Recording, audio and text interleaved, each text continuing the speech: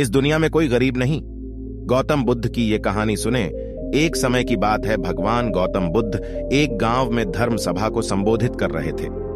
लोग अपनी विभिन्न परेशानियों को लेकर उनके पास जाते और उसका हल लेकर खुशी खुशी वहां से लौटते।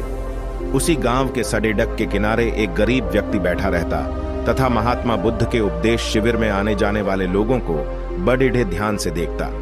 उसे बड़ा आश्चर्य होता कि लोग अंदर तो बड़े दुखी चेहरे लेकर जाते हैं, लेकिन जब वापस आते हैं तो बड़े खुश और प्रसन्न दिखाई देते हैं। उस गरीब को लगा कि क्यों ना वो भी अपनी समस्या को भगवान के समक्ष रखे। मन में यह विचार लिए वह भी महात्मा बुद्ध के पास पहुंचा। लोग पंक्तिबद्ध खड़े होकर अपनी समस्या को बता रहे थे। जब उसकी बारी आई तो उसने सबसे पहले महात्मा बुद्ध को प्रणाम किया और फिर कहा, भगवान, इस गांव में लगभग सभी लोग खुश और समृद्ध हैं, फिर मैं ही क्यों गरीब हूं?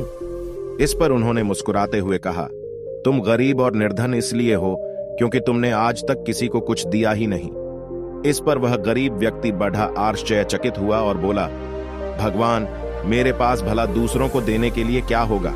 मेरा तो स्वयं का गुजारा बहुत मुश्किल से हो पाता है। लोगों से भीख मांगकर अपना पेट भरता हूं। भगवान बुद्ध कुछ देर शांत रहे, फिर बोले, तुम बड्ढे अज्ञानी हो। औरों के साथ बांटने के लिए ईश्वर ने तुम्हें बहुत कुछ दिया है।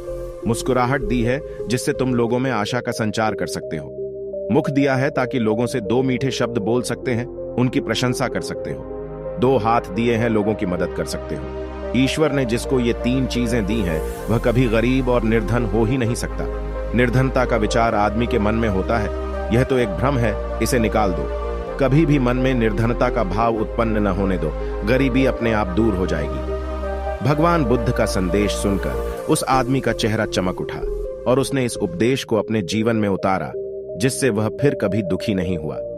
अगर आपको ये वीडियो पसंद आई हो तो लाइक करें और चैनल को सब्सक्राइब करना ना भूलें।